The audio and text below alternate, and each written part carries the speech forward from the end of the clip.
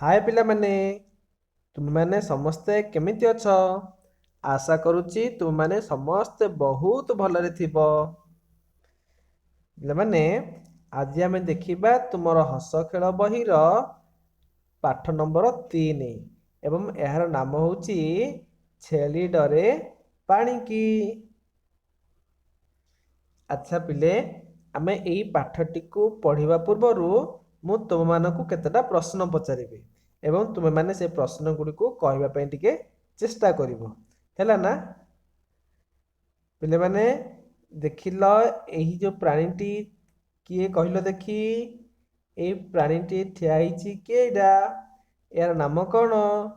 ଏହାର ନାମ ହେଉଛି ଛେଳି। ଦେଖୁଛ ନା ପିଲେ, ଏ ଛେଳିଟି ଏଇଠି ଅଛି ନାହିଁ? ଆଚ୍ଛା କହିଲ ପିଲେ, ଏହି ଛେଳିର ରଙ୍ଗ କେଉଁ କଲର, କେଉଁ ରଙ୍ଗର? ନା, ଛେଳି ରଙ୍ଗ କଳା ରଙ୍ଗ ଅଟେ ନାହିଁ? ଏ କୋଉଠି ଛିଡ଼ା ହେଇଛି? ନା ଗୋଟେ ଝରଣା ପାଖରେ ଛିଡ଼ା ହେଇଛି। ଆଚ୍ଛା ଝରଣାଟା କୋଉଠି ଅଛି ପିଲେ? ଝରଣାଟା ଏଇ ପାହାଡ଼ ପାଖରେ ଅଛି। ଏବଂ ଏଗୁଡ଼ିକ କ'ଣ ବଣ ଜଙ୍ଗଲ ଅଛି ଏବଂ ପାହାଡ଼ ଉପରୁ ଝରଣାଟି ବାହାରିଛି। ଦେଖୁନ, ଦେଖୁନ ଝରଣାରେ କୋଉଠୁ ବାହାରିଛି? ନା ଦୁଇ ପାହାଡ଼ ମଝିରୁ ବାହାରିଛି। ଆଚ୍ଛା କହିଲ ଦେଖି, ଝରଣାରେ ଯୋଉ ପାଣି ଗୁଡ଼ିକ ଅଛି, ଏ ପାଣି ଗୁଡ଼ିକରେ କେଉଁମାନେ ଅଛନ୍ତି? এই ପାଣିରେ ସମସ୍ତେ କ'ଣ ଅଛନ୍ତି? ମାଛ ଗୁଡ଼ିକ ସବୁ ଅଛନ୍ତି। ଆଉ ଗୋଟେ କଥା ପିଲେ କହିଲ, ତୁମେ କେବେ ଛେଳି ଗାଧୋଇବାର ଦେଖିଛ କି? ପାଣି ଭିତରେ ଛେଳିକୁ ଦେଖିଛ କେବେ? ନାହିଁ। କାହିଁକି ନା ପିଲେ, ଛେଳି କ'ଣ ହୁଏ? ପାଣିକୁ ଡରେ, ପାଣି ଭିତରକୁ ଯାଏ ନାହିଁ। ଆଚ୍ଛା କାହିଁକି ଯାଏ ନାହିଁ କହିଲ? ତୁମେ ଜାଣିନ ନା ଛେଳି କାହିଁକି ପାଣି ଭିତରକୁ ଯାଏ ନାହିଁ? ଆଚ୍ଛା ଏଇ ପାଠଟି ପଢ଼ିଲା ପରେ ଆମେ ଜାଣିବା ଛେଳି କାହିଁକି ପାଣି ଭିତରକୁ ଯାଏ ନାହିଁ ଏବଂ ଛେଳି ପାଣିକୁ କାହିଁକି ଡରେ। ଏହି ପାଠଟି ଆମେ ପଢ଼ି ସାରିଲା ପରେ ଏହାର ଉତ୍ତର ତୁମମାନେ ପାଇଯିବ। ଚାଲ ଦେଖିବା ପିଲାମାନେ, ପାଠଟିକୁ ମନ ଦେଇକି ପଢ଼ିବା ଟିକେ। ଦେଖ ସମସ୍ତେ ବହି ଖୋଲ, ବହି ଖୋଲିକି ସମସ୍ତେ ବସ ପିଲେ। ବଣ ଭିତରେ ପାହାଡ଼ଟିଏ, ପାହାଡ଼ ତଳେ ଝରଣାଟିଏ ଝରଝର କରି ବହି ଯାଉଥାଏ। ବଣ ଭିତରେ ପାହାଡ଼ଟିଏ। ପିଲାମାନେ ଏଠି ଦେଖୁଛ ନା, ଏଠି ବଣ ହେଇକି ଅଛି ନା ନାହିଁ? ଏଇ ବଣ ଭିତରେ କ'ଣ ଅଛି? ଦେଖୁନ ଗଛ ଲତା ସବୁଆଡ଼େ ଭରପୁର ପରିମାଣରେ ଅଛି ଏବଂ ଏଇ ବଣ ଭିତରେ ପାହାଡ଼ ମଧ୍ୟ ଅଛି। ଏଇ ପାହାଡ଼ ତଳେ କ'ଣ ଅଛି? ଝରଣାଟିଏ ଝରଝର କରି ବହି ଯାଉଛି। ପିଲାମାନେ ଯୋଉଠି ଝରଣା ଥିବ ସେଇଠି କ'ଣ ହବ? ଜଳ ଗୁଡ଼ିକ ଝରଝର ହେଇକିରି ବହିଯିବ। ସେମିତି ଏଇଠି ମଧ୍ୟ ଝରଣାରେ ଝରଝର ହେଇକିରି ଜଳ ସବୁ ବହି ଯାଉଛି। ଝଲମଲ ପାଣି, ଏ ପାଣି ଗୁଡ଼ିକ ଦେଖିବାକୁ କେମିତି? ଝଲମଲ ଚିକ୍ ଚିକ୍ ଦେଖାଯାଉଛି ଏଠି ପିଲେ। ଆଉ କ'ଣ ହେଇଛି? ମାଛ ମାନେ ଫକ ଫକ ଡିଆଁ ଡେଇଁ ମଧ୍ୟ କରୁଛନ୍ତି। ଏଇ ଦେଖୁନାହାନ୍ତି, ଦେଖ ସମସ୍ତେ ଦେଖ କେମିତି ମାଛ ମାନେ ଡେଉଁଛନ୍ତି ଫକ ଫକ ହେଇକିରି। କୋଉଠି? ଏଇ ଝରଣାରେ।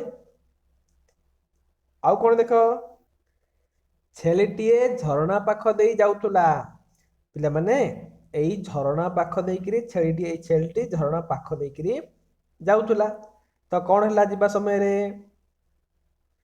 ଛେଳି ଝଲମଲ ପାଣିକୁ ଦେଖିଲା, ଗାଧୋଇବା ପାଇଁ ତାର ମନ ହେଲା। ପିଲେ ଦେଖିଲ, ତୁମେମାନେ ଯେତେବେଳେ ପାଣିକୁ ଦେଖିବ, ତୁମମାନଙ୍କ ପାଣିରେ ଖେଳିବାକୁ ଇଚ୍ଛା ହେଉଛି ନା ନାହିଁ? ପାଣିକୁ ଡେଇଁବାକୁ ଇଚ୍ଛା ହେଉଛି ଏବଂ ଗାଧୋଇବା ପାଇଁ ତୁମମାନଙ୍କ ଇଚ୍ଛା ହେଉଛି ନା ନାହିଁ? ହଁ, କିଛି ପିଲାଙ୍କର ପାଣିକୁ ଦେଖିଲେ ଭାରି ଆଗ୍ରହ ଲାଗେ ଏବଂ ପାଣି ସହିତ ସେମାନେ ମଧ୍ୟ ଖେଳୁଛନ୍ତି। ଆଉ କ'ଣ କରନ୍ତି? ନା ପାଣିକୁ ଦେଖୁ ଦେଖୁ ସେମାନେ ଗାଧୋଇବା ପାଇଁ ମଧ୍ୟ ଇଚ୍ଛା କରୁଛନ୍ତି। ଠିକ୍ ସେଇଭଳି ଏ ଛେଳି ଯେତେବେଳେ ଏଇ ଝଲମଲ ପାଣିକୁ ଦେଖିଲା, ତାକୁ ଗାଧୋଇବା ପାଇଁ ତାକୁ ଭାରି ଇଚ୍ଛା ହେଲା ଏବଂ ଗାଧୋଇବା ପାଇଁ ମନ ହେଲା। ସେ କ'ଣ କଲା? ପାଣି ଭିତରକୁ ଡେଇଁ ପଡ଼ିଲା। ନା ପାଣି ଭିତରକୁ ଗାଧୋଇବା ପାଇଁ ଛେଳିଟି ଡେଇଁ ପଡ଼ିଲା। ହେଲା ନା? ହେଲେ ଯେମିତି ପାଣି ଭିତରକୁ ଡେଇଁଛି, କ'ଣ ହେଲା? ମାଛ ଦେହରେ ତାର ଗୋଡ଼ ବାଜିଗଲା। ଏଇ ଯୋଉ ମାଛ ମାନେ ପାଣି ଭିତରେ ବା ଝରଣା ଭିତରେ ନଥିଲେ, ଏ ମାଛ ମାନଙ୍କ ଦେହରେ ଛେଳିର ଗୋଡ଼ଟା ବାଜିଗଲା। ହେଲେ ଯେମିତି ଗୋଟିଏ ମାଛ ଦେହରେ ଛେଳିର ଗୋଡ଼ଟା ବାଜି ଯାଇଛି, ଆଚ୍ଛା ତୁମମାନେ କହିଲ ପିଲେ, ତମେ ବସିଥିବ ଧୀରେ ବସିଥିବ, ତମକୁ ଆସିକି ଲାତ ମାରିବ କିମ୍ବା କାହାର ଗୋଟେ ଗୋଡ଼ଟା ତମ ଦେହରେ ବାଜିଗଲା, ତମକୁ କ'ଣ ଲାଗୁଛି? ନିଶ୍ଚିତ ରୂପେ ରାଗ ଲାଗୁଥିବ ନା ନାହିଁ? ମନ ଭିତରେ ରାଗ ଆସୁଥିବ। ସେମିତି ଏଇ ଝରଣା ଭିତରେ ଯେଉଁ ମାଛମାନେ ନାହାନ୍ତି, ଏ ମାଛମାନଙ୍କ ଦେହରେ କ'ଣ ହେଲା? ଛେଳିର ଗୋଡ଼ଟା ବାଜିଗଲା। ମାଛକୁ ମଧ୍ୟ ରାଗ ଲାଗିଥିବ ନା ନାହିଁ? ହଁ, ମାଛ ଦେହରେ ମଧ୍ୟ ମାଛକୁ ମଧ୍ୟ ରାଗ ଲାଗିଲା। ମାଛଟି କ'ଣ କଲା? ନା ରାଗରେ ଗରଗର ହୋଇ ଛେଳିର ଗୋଡ଼ଟିକୁ କାମୁଡ଼ି ଦେଲା। ମାଛଟି ରାଗରେ ଗରଗର ହେଇକିରି କ'ଣ ହେଲା?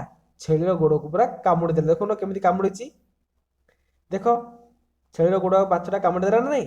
ଆଚ୍ଛା, ହଁ। ଯେତେବେଳେ କାମୁଡ଼ି ଦେଲା ତ କ'ଣ ହେଇଥିବ? ତମକୁ ଯଦି କିଏ କାମୁଡ଼ି ଦେବ ତମର କ'ଣ ହେଉଛି? ତମକୁ କଷ୍ଟ ହେଉଛି ନା ନାହିଁ? ହେଲେ ଛେଳିର ଗୋଡ଼ଟାକୁ ଯଦି ମାଛ କାମୁଡ଼ି ଦେଲା ତାହେଲେ ମାଛକୁ ମଧ୍ୟ କଷ୍ଟ ହେଇଥିବ। ତ କେମିତି ହେଲା? ନା ଛେଳିର ଦେହ ଝିମଝିମ ହୋଇଗଲା। କ'ଣ ହେଲା? ଛେଳିର ଦେହଟା ଝିମଝିମ ହେଇଗଲା ଏବଂ ସେ କ'ଣ ହେଲା? ଭୟରେ ପାଣିରୁ ବାହାରି ପଳେଇ ଆସିଲା। ହଠାତ୍ କ'ଣ ହେଇଛି? ଯେତେବେଳେ ଝିମଝିମ ହେଇଗଲା ତାକୁ ଡର ଲାଗିଲା ଏବଂ ଡରରେ କ'ଣ ହେଲା? ପାଣି ଭିତରୁ ବାହାରକୁ ପଳେଇ ଆସିଲା। ଆଉ ସେହି ଦିନ ଠାରୁ ପିଲାମାନେ ଛେଳି ପାଣି ଭିତରକୁ କେବେ ମଧ୍ୟ ଯାଏ ନାହିଁ। ମୁଁ କହିଲି ନା ପୂର୍ବେ, ଛେଳି କେବେ ଗାଧୋଇବାର ଦେଖିଛ କି? ନାହିଁ, ଛେଳିମାନେ ଆଉ ପାଣି ଭିତରକୁ ଯାଆନ୍ତି ନାହିଁ। କାହିଁକି? ନା ସେମାନେ କାହିଁକି? କାରଣ ମାଛ ଦେହରେ ତାର ଗୋଡ଼ ବାଜି ଯାଇଥିଲା। ବାଜିବାରୁ ମାଛଟି କ'ଣ କଲା? ଛେଳିର ଗୋଡ଼କୁ କାମୁଡ଼ି ଦେଲା। ଆଉ ସେବେଠାରୁ ଛେଳିମାନେ ପାଣି ଭିତରକୁ ଆଉ କ'ଣ କରନ୍ତି? ଯାଆନ୍ତି ନାହିଁ। ହେଲା ପିଲାମାନେ, ଆଶା କରୁଛି ଆପଣମାନେ ଏଇ ପାଠଟି ସମ୍ପୂର୍ଣ୍ଣ ରୂପେ ବୁଝିପାରିଥିବେ। ଯଦି ଆପଣମାନେ ଏମିତିକା ନୂଆ ନୂଆ ଭିଡ଼ିଓ ଚାହୁଁଛନ୍ତି ତାହେଲେ ପିଲାମାନେ ଆମ ଚ୍ୟାନେଲକୁ ଏବେ ହିଁ ସବସ୍କ୍ରାଇବ୍ କରିଦିଅନ୍ତୁ। ଏବେ ଏଇ କଣେ ଗୋଟେ କ'ଣ ଥିବ? ଗୋଟେ ସବସ୍କ୍ରାଇବ୍ ବଟନ୍ ଥିବ, ଏହାକୁ ଟିକେ କ'ଣ କରି ଦବାଇ ଦିଅନ୍ତୁ। ପିଲାମାନେ, ତାପର ଭିଡ଼ିଓରେ ଆମେ ଏହି ଛେଳି ଡରେ ପାଣିର ପ୍ରଶ୍ନ ଉତ୍ତର ନେଇ ଅଭ୍ୟାସ କାର୍ଯ୍ୟ ନେଇ ଆସିବି ଏବଂ ସେଗୁଡ଼ିକୁ ଆପଣମାନେ ଧ୍ୟାନର ସହ ଦେଖିବେ ଏବଂ ଖାତାରେ ମଧ୍ୟ ଲେଖିବେ। ରହୁଛି।